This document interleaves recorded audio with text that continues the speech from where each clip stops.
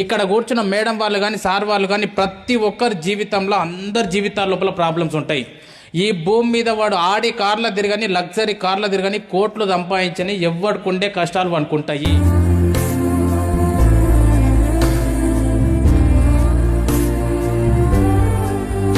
కష్టాలు లేని మానవ జన్మంటూ లేదు, అది నమ్మండి. ఫస్ట్ మీరు అనుకుంటారు మంచిగా కార్లలో తిరిగేటోళ్ళకి ఏ కష్టం లేదేమో. లేదమ్మా, వాళ్ళకు ఉండే ప్రాబ్లమ్స్ వాళ్ళకు ఉంటాయి.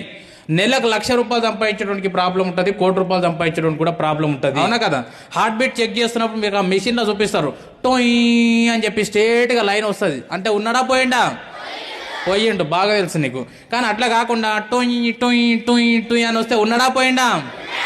మిత్రమా, నీ జీవితం లోపల కూడా కష్టాలు లేకుండా, కన్నీరు లేకుండా, ప్రాబ్లమ్స్ లేకుండా, ఫెయిల్యూర్ లేకుండా, అవమానాలు లేకుండా, ఏమి లేకుండా జీవితం ఇట్లా సాఫీగా సాగిపోతుంది అంటే నువ్వు చచ్చిపోయినటువంటి శవంతో సమానం. నీ జీవితం లోపల కూడా కష్టాలు వస్తున్నాయి, కన్నీళ్ళు వస్తున్నాయి, ఫెయిల్ అవుతున్నాం, పాస్ అవుతున్నాం, అవమానాలు ఎదురవుతున్నాయి అంటున్నారు, తిడుతున్నారు అంటే నువ్వు బతికున్నావని అర్థం మిత్రమా, బతికున్నావని అర్థం.